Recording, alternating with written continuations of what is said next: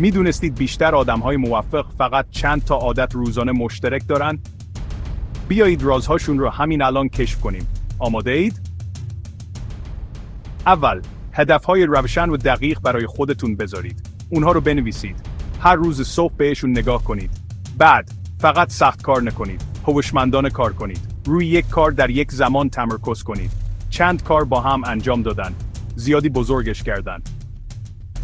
سوم، یک مربی پیدا کنید. یا حداقل کسی که الهام بخش شماست.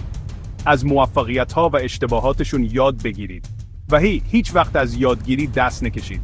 بخونید، ببینید، گوش کنید. حتی 10 دقیقه در روز هم جمع میشه. پیشرفتتون رو پیگیری کنید. پیروزی‌های کوچیک رو جشن بگیرید. و اگه به دیوار خوردید، جا نزنید. مسیرتون رو عوض کنید.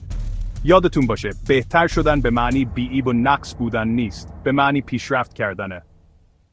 خب، امروز چی رو بهتر میکنید؟ بزن بریم.